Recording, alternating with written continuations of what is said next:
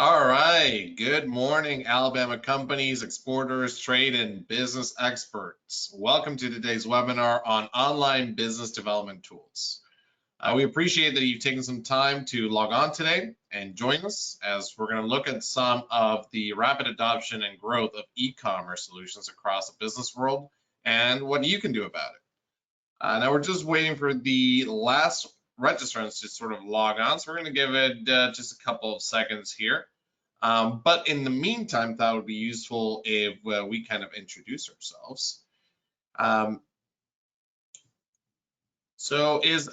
think we might have an issue with the screen being shared. Let's just see.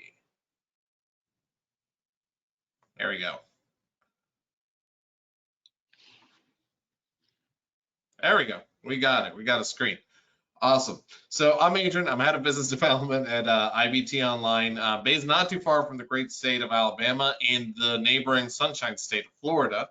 And I'm very fortunate to be joined today by my colleague, our Chief Content Officer, Susanna Hardy. And we're really delighted to be joined by Beau Lore, International Trade Specialist at the Alabama Department of Commerce, who's joining via phone today.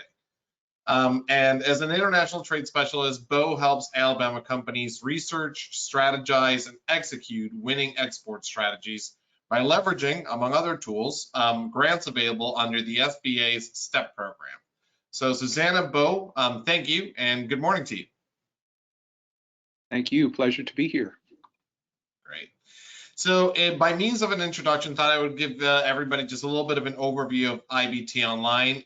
We are a private US-based digital marketing agency focused primarily on building, hosting, and managing what we call the online global programs, which are designed to help our clients grow their exports, their sales, their brand, and their business online and globally.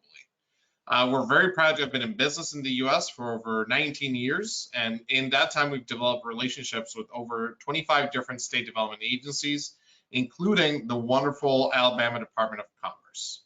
In 2020, we were also honored to have been awarded the President's E-Award for Export Service by the US Commercial Services, part of the US Department of Commerce. That's the highest recognition a US company can receive for contributing to the expansion of US exports, creating jobs in America, and we're very happy to have received that distinction in 2020. Now, in terms of an agenda for today's webinar, what I thought is that we would kick things off with our friend Beau Lore from the Alabama Department of Commerce, going over some of the services they offer to lend a helping hand to Alabama businesses looking to grow their exports. Next, I'll take over and I'll talk about profiling your international buyer persona, mapping their localized buyer's journey, and giving you an overview of the global e-commerce landscape. Then my colleague Susanna will get practical and she'll discuss some of the options that are available to you in setting up international e-commerce with some real world case studies. And we'll wrap it all up with some takeaways and of course your questions. So hopefully that sounds good, and we'll get started with Beau. Over to you. Right. Good morning. Thank you. Can you hear me? Absolutely. Great. Now I keep getting kicked off, so if that happens, please forgive me. I will log right back on. But I just want to say we're excited to be here today. I want to thank you all for joining us. I was looking at the registration list and saw some companies we already know, some companies we don't, but we look forward to working with all of you. As Adrian said, my name is Beau Lore. I'm with the Alabama Department of Commerce. We're the main state agency for economic development here in Alabama, and our goal here at the International Trade Division is to help our companies increase their... Whoops. Well, we'll just give Beau a few seconds to come back. Hopefully he does.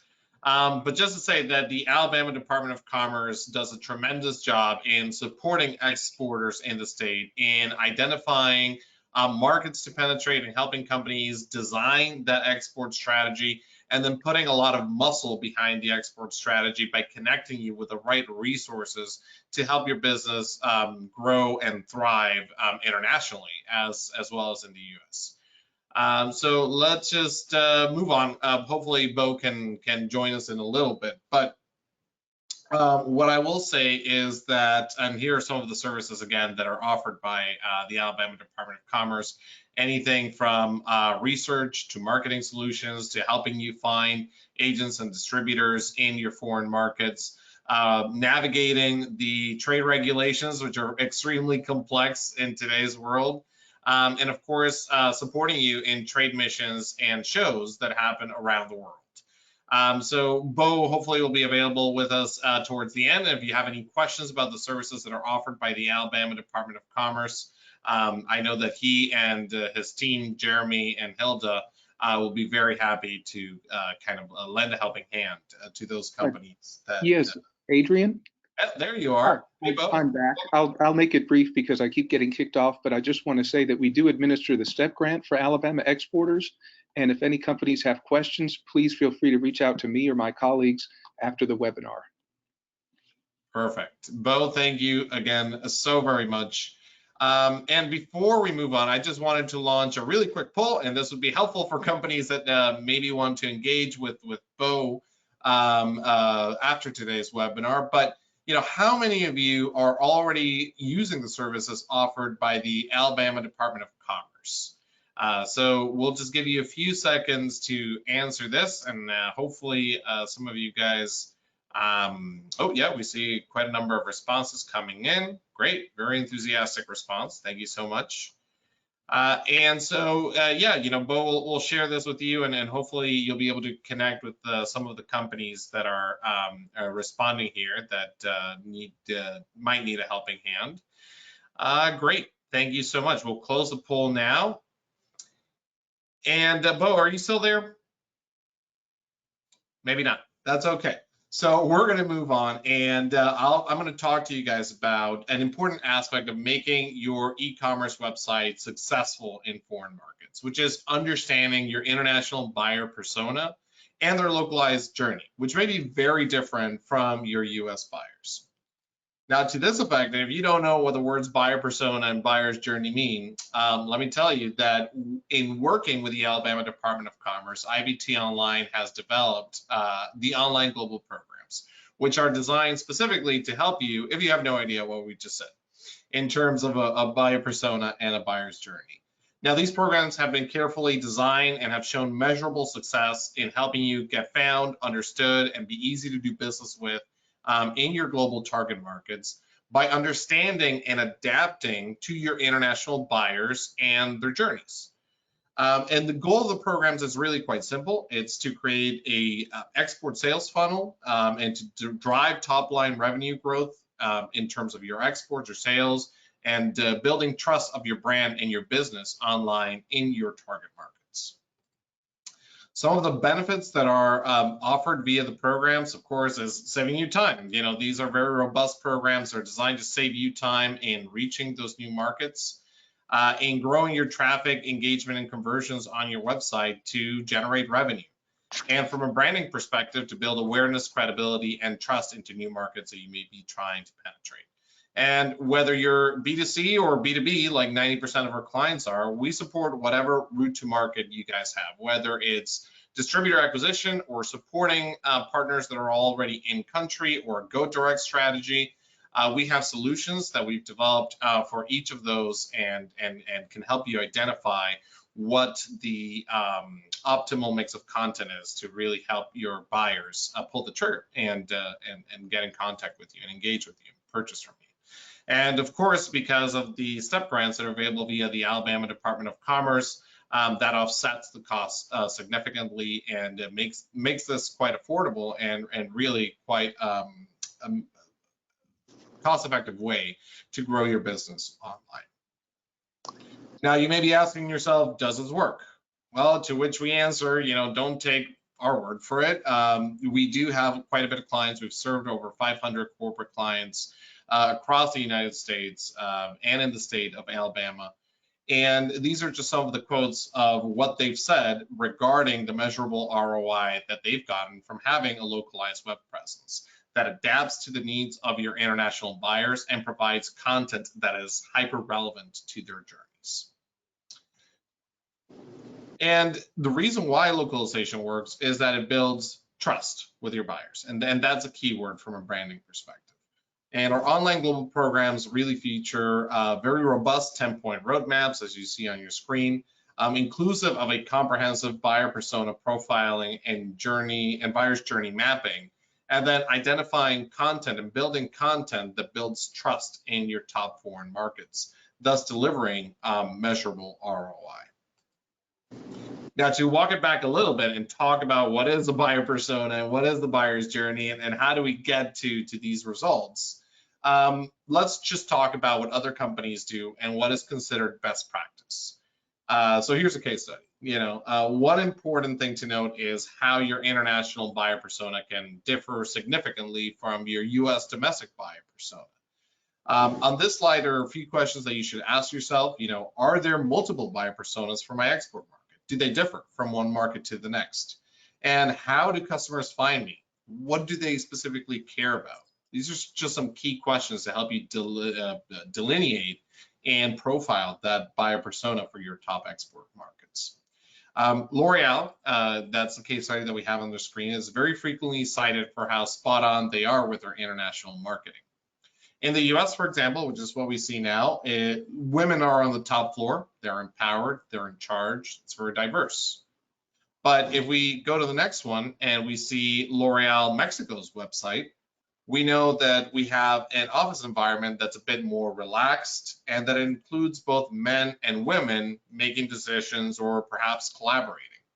It's interesting because compared to the US and Brazil, which is going to be the next example, this is the only one that has a man in the picture. Make of that what you will. Now here's Brazil. And Brazil looks pretty different from the previous two. As you can see by the imagery and background, you can tell they're in Brazil just based on the water, the mountains that are in the background. The atmosphere looks like it's very modern, but it's still connected to nature. All things that are very important to the Brazilian consumer. The messaging is even different. What they're saying on this website is that they have been innovating for the past 60 years to share beauty with all Brazilians, which is that message of equality is very, very important in the Brazilian market because of their particular history. So each international buyer persona is clearly different. L'Oreal understands that, and then they deliver messaging that is respectful to those nuances and differences, and in terms of the culture in each of the markets that they're in. Now, once you have defined your buyer persona, then you can start figuring out their buyer's journey. Now, a buyer's journey, if you don't know what that means, is simply the active research process that, as HubSpot defines it, is the active research process someone goes through leading up to a purchase. Is how do they get to the point where they're ready to make a purchase, where they're ready to make a decision to purchase. And it looks like what we have here. In understanding the buyer's journey is really a fundamental part of digital marketing, because it's a framework that you can use to understand your buyer's need and then provide information that they need to reach their goals and move on from one stage to another of the buyer's journey. And every interaction with your persona, any interaction your brand has, that your salespeople have, that your team has with your persona, should be tailored to where they are in the buyer's journey. So in the awareness stage, which is kind of the first stage of the journey, your buyer is identifying their problem.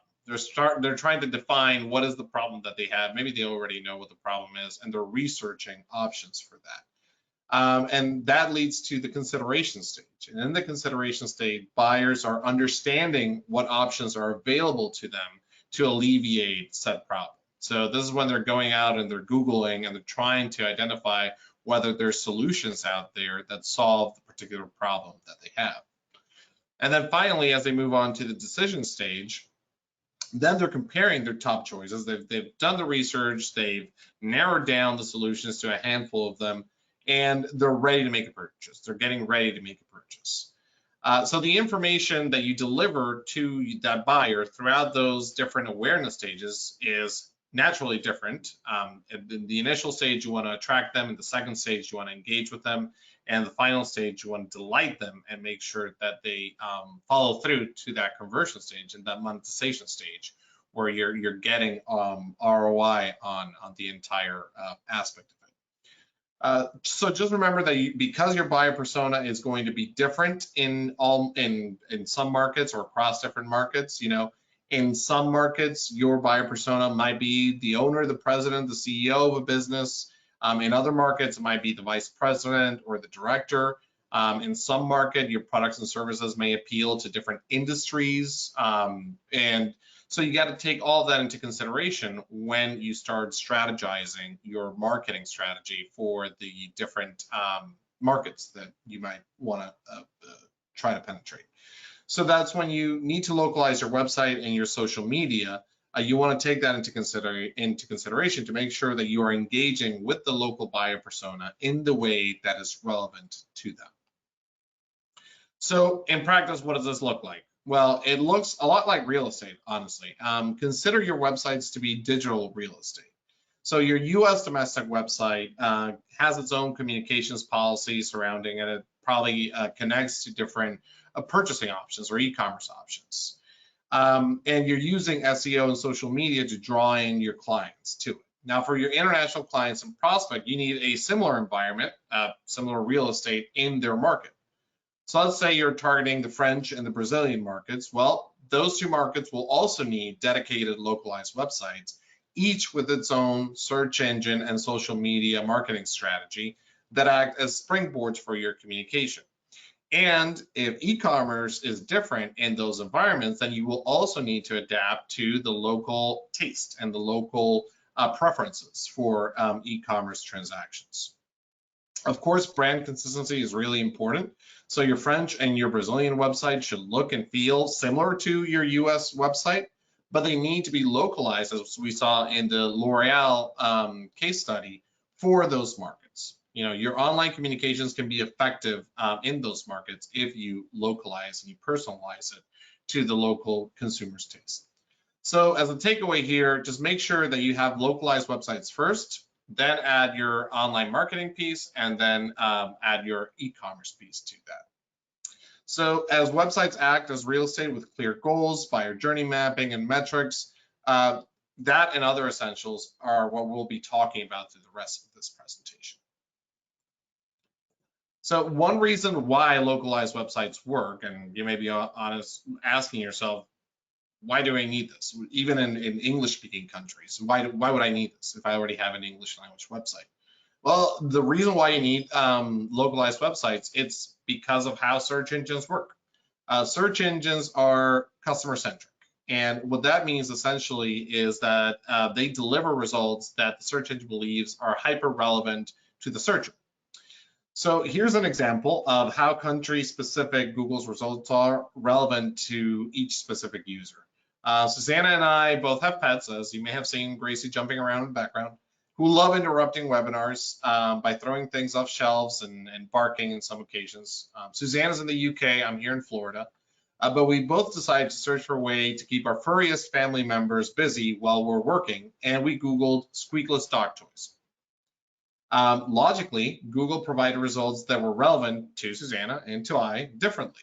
So I got results for Chewy, Amazon, and a Yahoo blog post with relevant content. However, Susanna got things that I hadn't never even heard about, such as barksandbunnies.co.uk, timeforpause.co.uk, and of course, a different set of results from amazon.co.uk than what I got on my screen. So the same search in the same language at the same time on different Google search engines gave us a whole different set of data results with content that is hyper relevant for each user. So hopefully this illustrates to you how having localized websites is truly important for market penetration into new markets because the way that Google works and the way that search engines work, and this applies as well to Yandex and to Baidu in China. This is the way that they work. They only list your results in the top results if the search engine algorithm believes that you are relevant to the searcher. So just to recap, Alabama exporters can really benefit from localized e-commerce websites because the world has gone online and more than ever. And as we'll be discussing just a little bit further, when you look at e-commerce trends, the situation is even more urgent and pressing. And in the world where everything is seemingly in short supply, the online world can help connect you with your future clients, future employees, future suppliers, who are all searching for you locally in their local language and in their local search engine. And in this environment, access to effective online business development tools is really essential to helping you get found, understood, and be easy to do business with in your target markets. And so I think before we move on to e-commerce trends, that we may have a poll. Thank you. All right, we got the poll is, would you like to learn more about website localization and the Alabama online global programs? And I'll just give you a few seconds to think about that. Good number of results coming in. We've got a lot of enthusiasm. Thank you. Thank you so much for those responses. And we'll just give it a few more seconds here. We got a lot of people voting on this one. Perfect. All right. Excellent. Thank you so much. Okay. So thanks, Susanna, and thank you everyone who participated in that poll. So now that we've talked about the buyer persona profiling and buyer journey mapping and how localization builds trust with your international buyers, just remember, knowing and understanding your buyer persona, figuring out who wants to buy what you're selling, and how to communicate with them effectively, those are the cornerstones of your online success. And with e-commerce growing in popularity, especially over the last 15 months, it's become almost an expectation of the everyday lives of global consumers and businesses that e-commerce is a part of that ecosphere. So I'm going to try to give you a sense of the size and value of e-commerce globally and some of the trends and where the opportunity is. So first things first, when you look at this, you really get a sense of how big e-commerce truly is in 2021. $3.6 trillion annually. That's huge.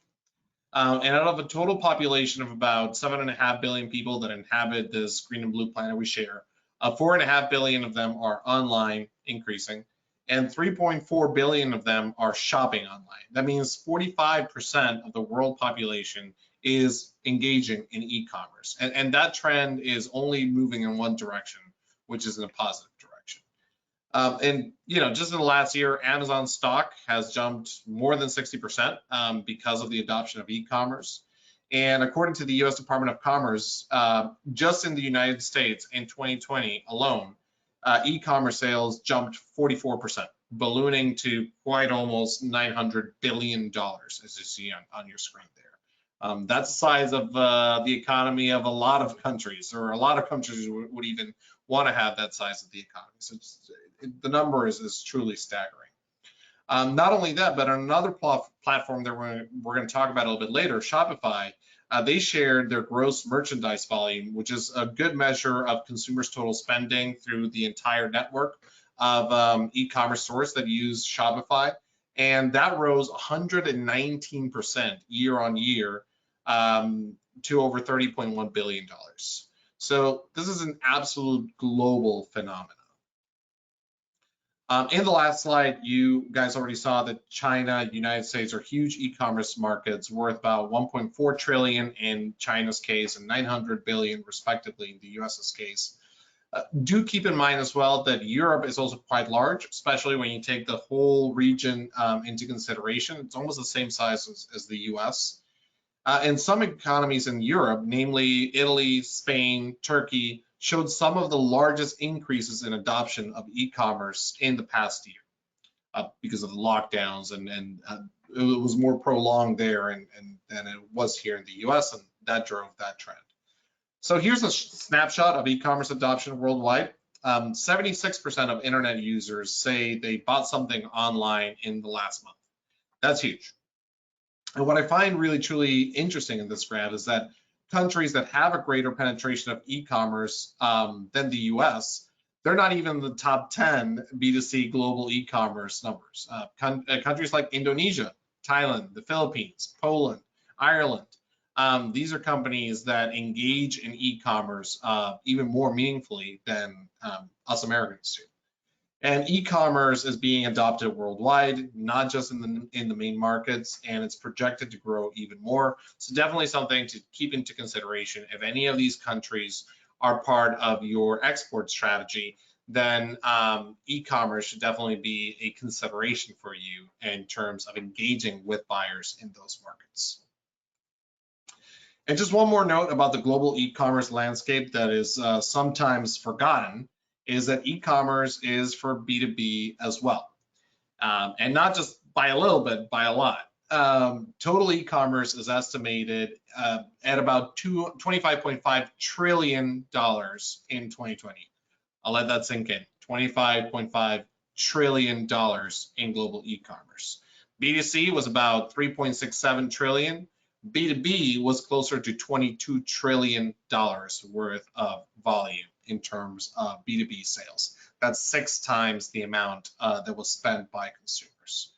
And if you haven't really thought of that before, you're not alone. Most people think about e-commerce as just, somebody sitting on their couch and shopping on Prime Day, which is the last 2 days, and then picking up the rice cooker that nobody really will ever use again. But they're surprised at the prevalence of e-commerce on B2B transactions. Just remember though, whether it's B2B or B2C, you're still connecting and engaging with the person. At the end of the day, it is a person who's making a purchasing decision, even if you're selling to a business. So what that means, what that translates to, is that even if your B2B product or service is high price point and customized, and you take a consultative sales approach, or you need to engage in conversation and meetings with your client very often, your website still has to be compelling enough to encourage that call to action and to convince the customer to request that contact, because they're already doing their research online. If I was in the market for a new CRM platform, my first step would be to Google it and to look at options that are available via Google. So think of that when you think of how your buyers are getting to you. Think about their journey. Think about how they're going about researching options that are available to them. And you'll find that e-commerce is a big part of that puzzle. So B2B buyers, like B2C, begin the research online, on search engines, and increasingly on social media, which the next slide talks about. And this is, I guess, surprising to a lot of people. They don't really consider social media as part of their marketing strategy in a B2B world. But this is increasingly getting more and more important. B2B buyers are using social media channels to review and evaluate potential suppliers, clients, partners. Here you see that almost 50% of them, or 50% of B2B buyers, went on YouTube or consumed content on YouTube when evaluating partners. So if you're not leveraging video marketing, guess what? You might be missing an opportunity here. And it's a great opportunity for businesses. Social media is a one-to-one medium, which gives you and the company the chance to market in a direct but very human way to decision makers, to your buyer. It allows you to connect with them personally, even if they're not talking to you. With social media tools for business, you can build brand awareness. You can bring your brand directly to your customers, your partners, and your prospects, knowing that they're already on these channels. And it allows you to connect with your audience in a very powerful way. Sprout Social reports that when consumers follow a brand on social media, 67% of those consumers are likely to spend more time with the brand. And 78% of consumers say that they'll visit the brand's physical retail space if they follow them on social media. So social media helps you attract buyers to your products and services, and it gives you the ability to have direct conversations with those individuals in a time and a place of their choosing, where they're most comfortable. It levels the playing field between you and your competitors. And now you may be wondering how buyers are executing their purchasing online. Well, let's take a quick look at some of the different types of e-commerce activities and habits online, and you'll see that 82% of internet browsers have searched online for something to buy, meaning what 82% of purchases start up with a Google search, essentially. How powerful is that?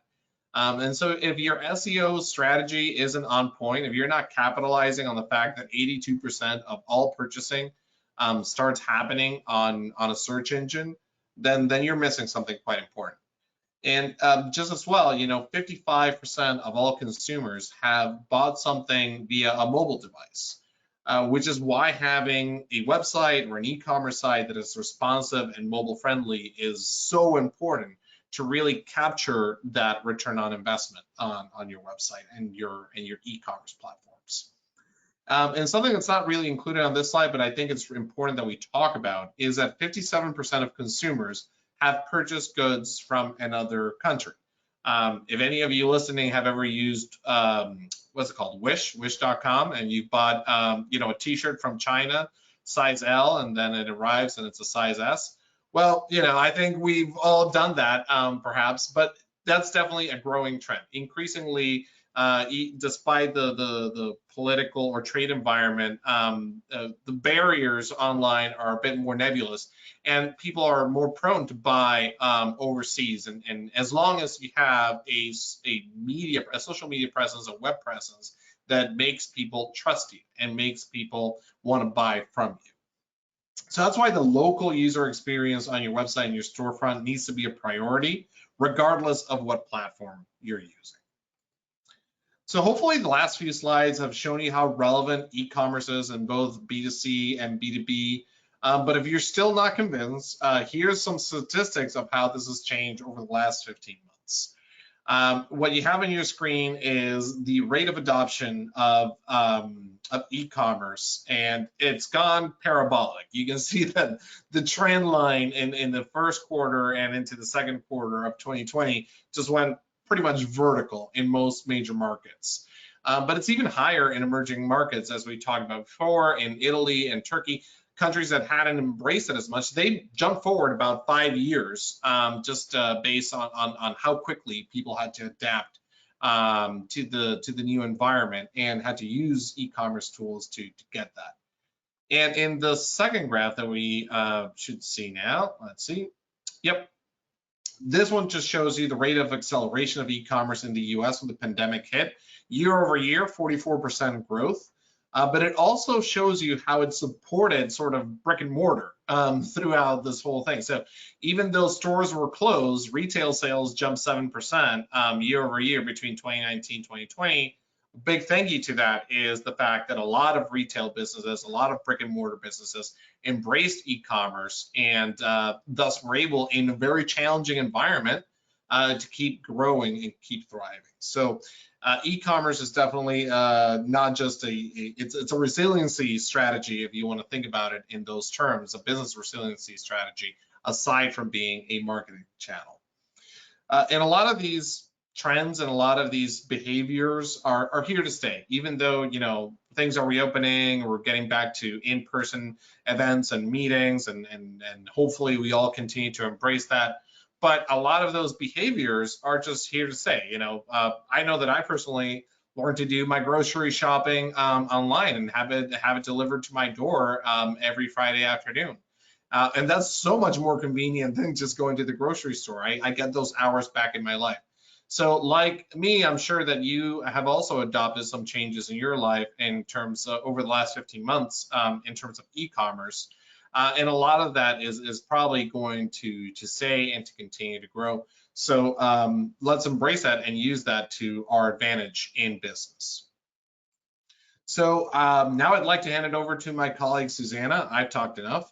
And she's going to talk about some of the options that are available to exporters interested in e-commerce and give us some real world case studies. Over to you, Susanna.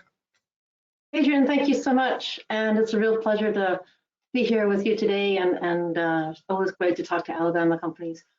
So we're going to sort of take a view on international e-commerce options. What are the options ahead of you for e-commerce if you're looking at the international markets?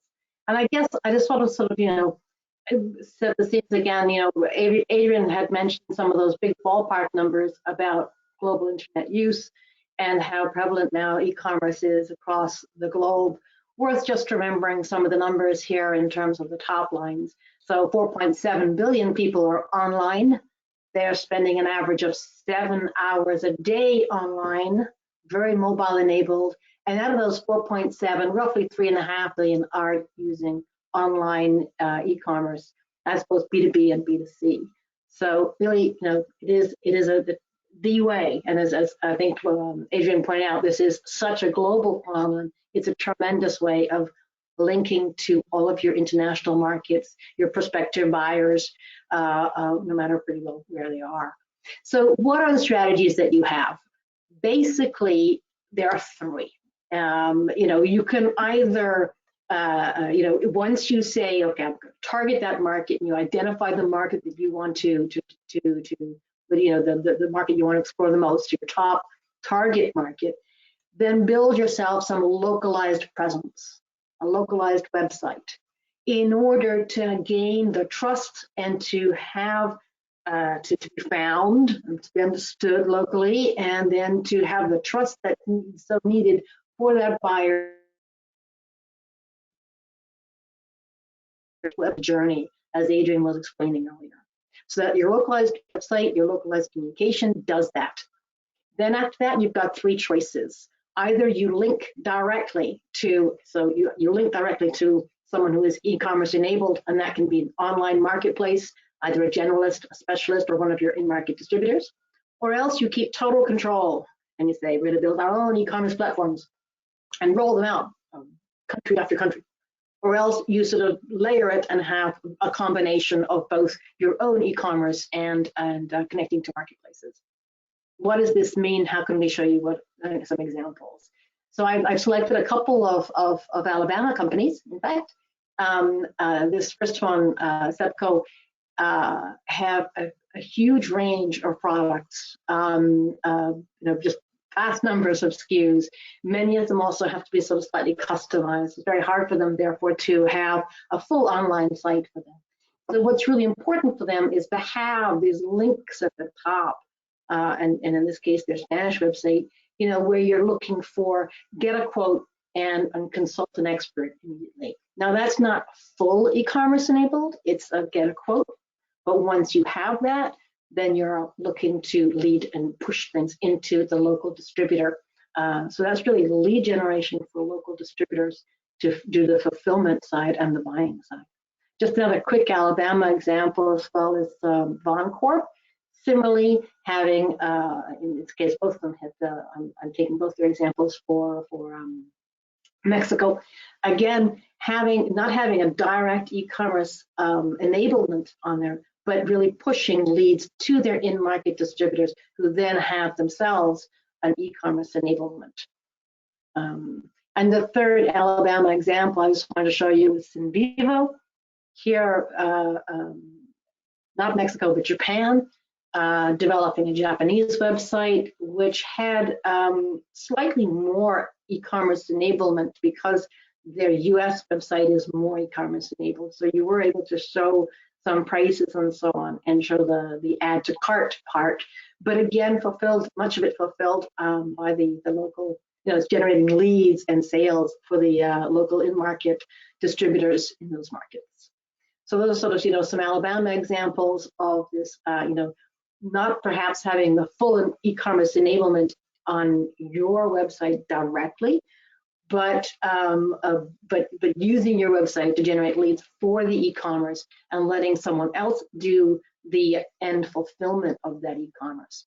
And as I said, the end fulfillment can either be generalist marketplaces, and that includes people like, companies like Amazon or Alibaba, but also, eBay, and there are lots and lots of different, these huge generalist marketplaces. So don't only think of Amazon. If you're going to South America, you really want to consider Mercado Libre as well, for example. It's just so strong there. So these are all big generalist marketplaces. There's plus and minuses to them. The plus, obviously, one-stop shop. They'll do your fulfillment, they'll do your paperwork, they'll do your currency and your payment gateways. Negatives, obviously. Whose brand is ultimately being developed? Yours or Amazon's? Is your product next to your competitors? Probably. Are your prices going down a bit? Probably. Is it expensive? And are they asking for ever more money to do that? Probably. So there's some disadvantage to it. A lot of companies, especially B2B companies, will also look at more specialist marketplaces and in-market distributors.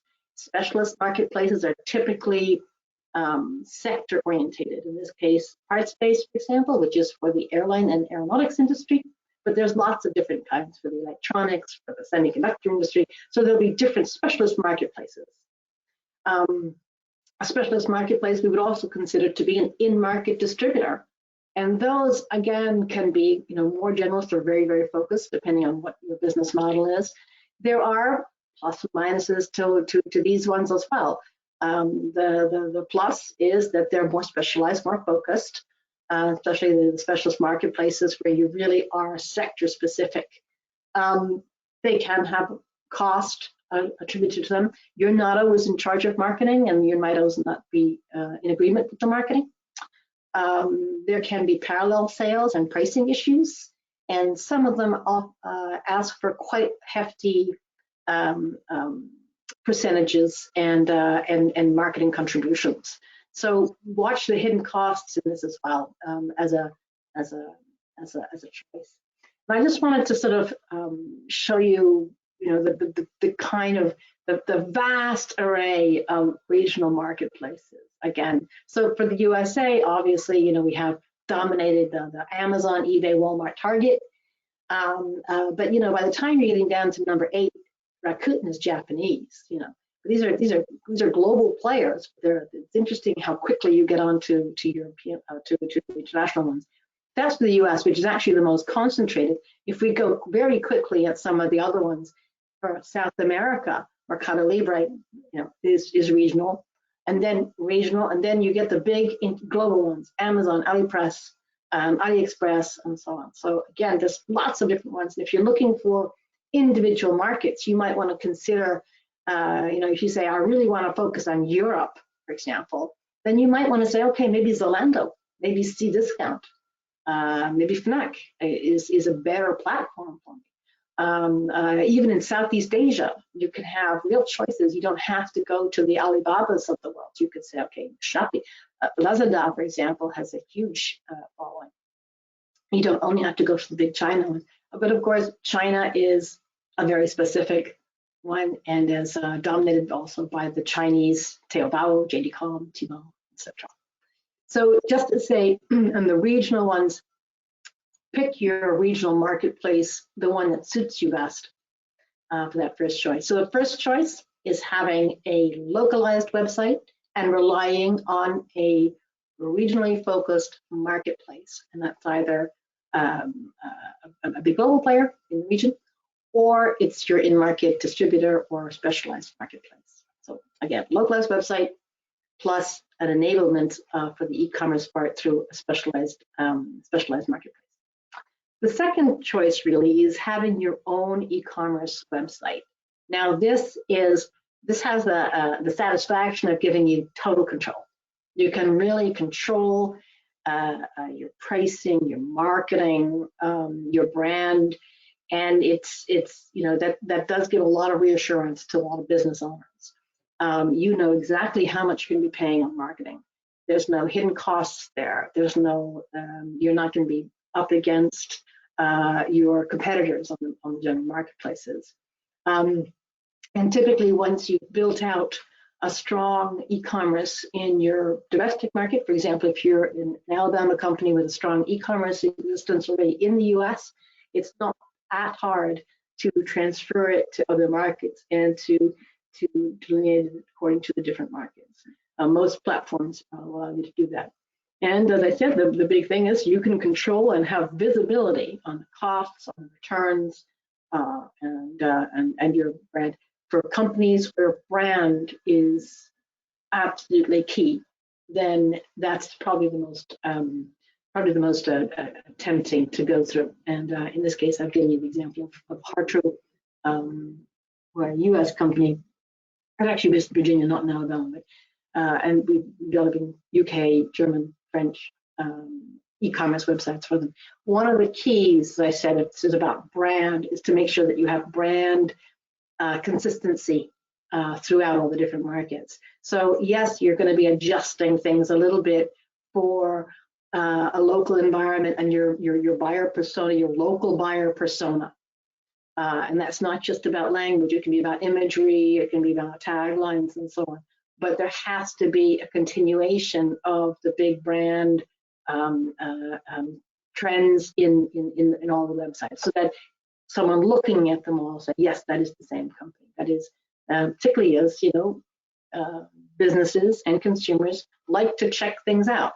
If they are investigating you at that consideration phase, they will go back to your home website and check you out and say, is this the real company? Is this a good company to look at? Having your own e-commerce website, e-commerce enabled localized website, means having some serious thoughts about your tech, and not just about your platforms, but also some real non-negotiables. The tech stack needed for that is a considerable investment, and you really can't get it wrong. There's nothing worse than a company going on to another company's, for e-commerce or consumer going on to something e-commerce, and then it going wrong. It just destroys the trust that you just built up to enable that buyer persona to have enough trust in you to say, yes, I'm going to click the cart and go with this purchase. So you have to really get everything lined up well in advance of hitting the go button on the for your e-commerce platform. Now, out of all the various different platforms that there are, we as a company, we're platform agnostic. We don't mind which one it is, but we would say there are some that work better internationally than others. Shopify in its early days didn't really, but it's come such a long way, and Shopify Plus especially is so good these days across international markets. WooCommerce for anything like larger platforms and with lots of SKUs is perfect. Also, as a halfway house in terms of e-commerce is excellent plugins. And the other two we look at seriously are Ecommerce and Magento. So just making sure that your e-commerce platform is the right one for your international markets. Many of the smaller e-commerce markets don't really cut it so well. The third option then is sort of a combination of having e-commerce enabled websites that you control, but also allowing the big global marketplaces or specialist marketplaces to have an RSS feed with them. The example I can give you here is a company called Wind River Chimes. They make absolutely beautiful wind chimes, and they have a US commerce site, also linked then into Amazon and some other platforms, and in Germany and France and in the UK as well, equally rolling out e-commerce enabled websites, which then feed into distributors and will feed into their own eventually as well. So there you have a sort of a halfway house, having your own e-commerce enablement plus generate as a means of generating leads for the specialist marketplace and local distributor. So the sort of the combination of all of these things, for us, the jumping off point really is this localized website, which allows you to build that connection with your prospective buyer and your buyer persona, and develop the trust needed in the buyer's journey to go to the click button. Yes, I want this product, or yes, submit a quote to me, and that's whatever choice you make, whether it's your own e-commerce platform, specialist marketplace, in-market distributors, or a generalist marketplace like an Alibaba. In each case, you need to have the right equipment with you, to be found, to be understood, do business locally, and that's both the localized website and, of course, the marketing and the communication that goes with it. Communicating with your local buyer persona to drive awareness and brand awareness, and also to the engagement that you need. The stats about the effect of social media with e-commerce and the link between e-commerce and social media are very, very strong, both B2C and B2B. There are markets where it's stronger than others.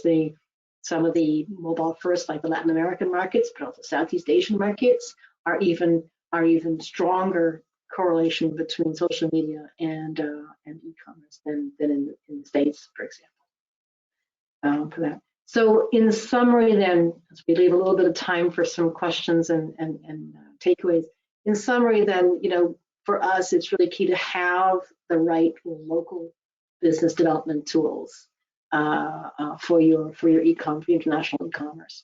And that goes, first of all, with a localized website, with a strong marketing strategy that goes with it, that is a localized marketing strategy. And then your e-commerce enablement is either through your own total control platform and tech stack, or via marketplaces like Amazon or a distributor, or thirdly, a combination of those two. So with that, I'm going to hand it straight back to Adrian for, I guess, some takeaways and Q&A. Sure. Absolutely. Thank you so much, Susanna. Yeah, I think hold on. Seem to have lost you guys. There we go. So in terms of conclusions and what you can take away from online business development tools, and then particularly what e-commerce can do for you, is that the world is online, and increasingly so.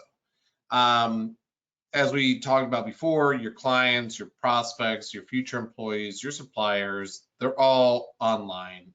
They're all waiting for you to sort of connect with them. And the way that you can most effectively connect with them is with localized websites and localized online marketing, and e-commerce enablement being an important part of that environment. Localized business development tools allow you to get found, be understood, and be easy to do business with in your target markets.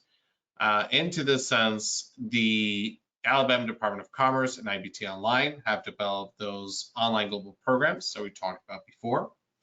And those online global programs, they allow the internet to work for you globally, reach new markets, get understood, and get measurable success by adapting to your international buyers and their individual international buyers' journeys. The goal of the programs is really quite simple: generate sales, drive your revenue by growing your exports, your sales, your branding, your business into your target markets. So in terms of next steps, you may be asking yourselves, well, what happens now? What can I do?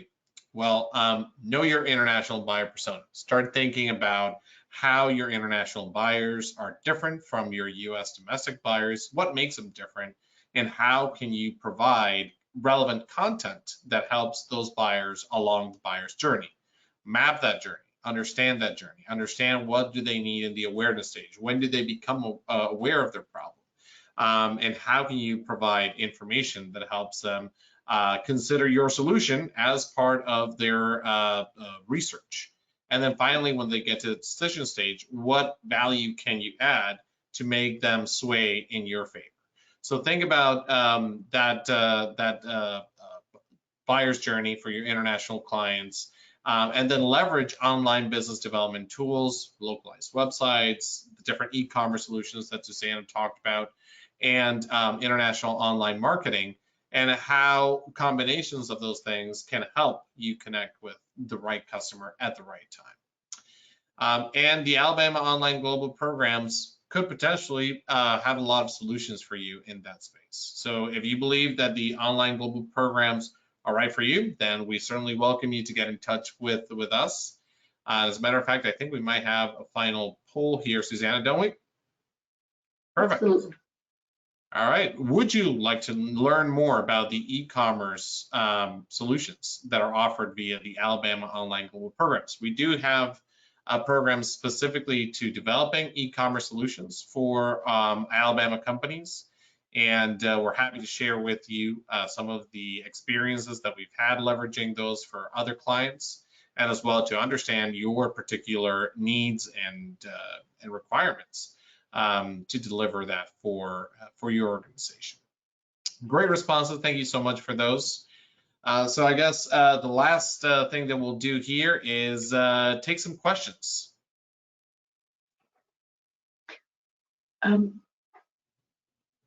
Adrian, if you don't mind, I've actually been collecting questions as we've been going along. There's a couple for Beau. I'm hoping that I can see he's joined back on, so I'm hoping he's there. If we could have a little bit of more clarification about the STEP grants.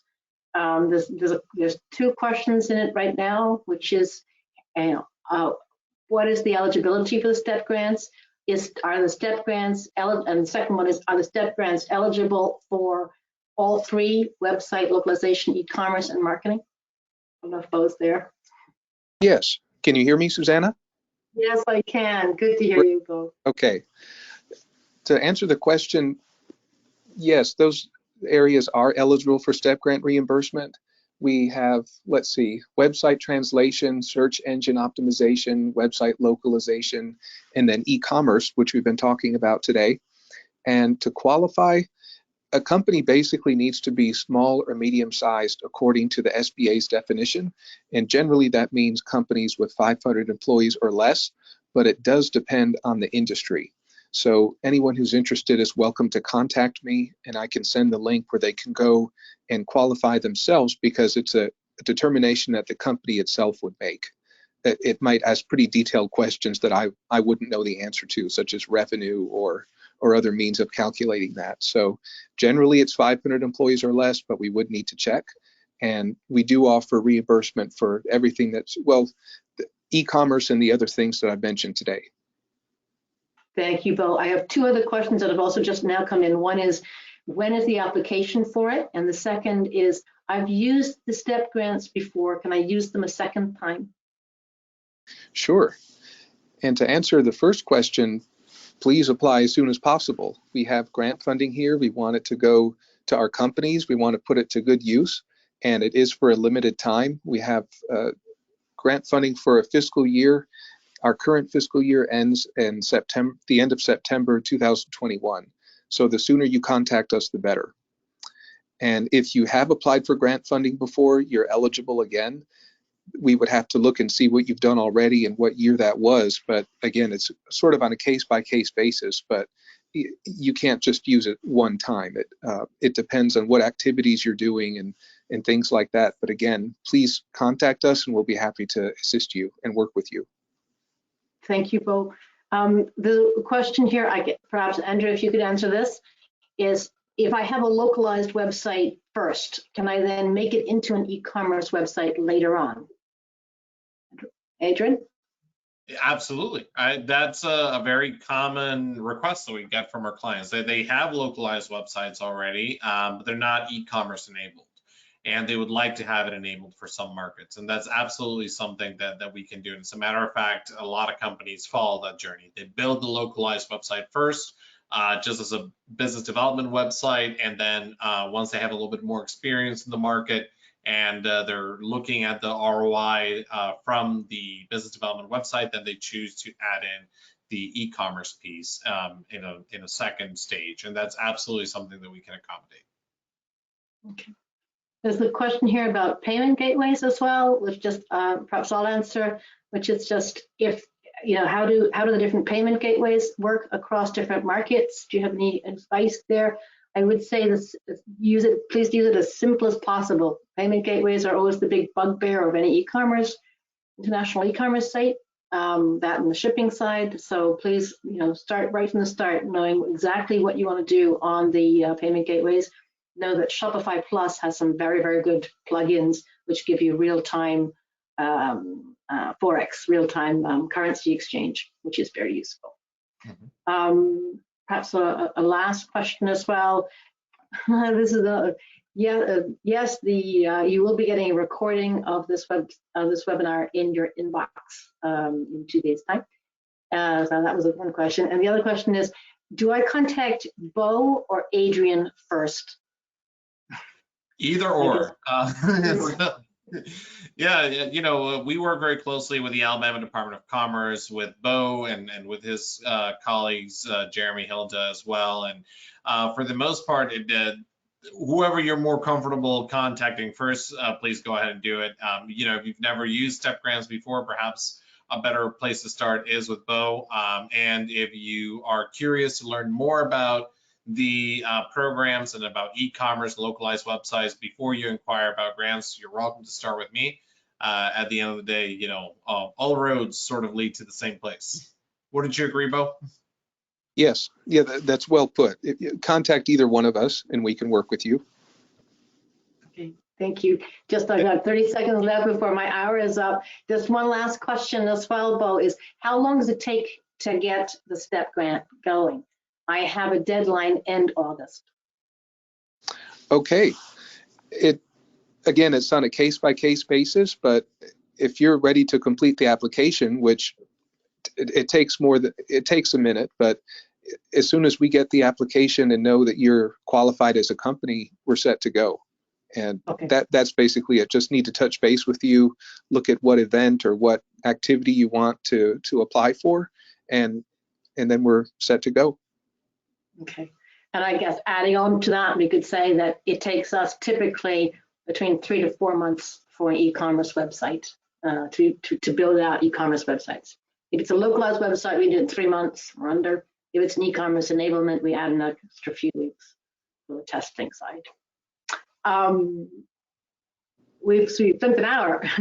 Thank you all so much for joining us today. It's always such a pleasure talking to Alabama companies, and we really wanted to give a big shout out to Beau. Thank you so much, Beau, for being with us today, for answering the questions and explaining all about the services offered by the Alabama Department of Commerce and your terrific team and all the services provided to the Alabama companies. Alabama companies have an amazing asset there with you and your team.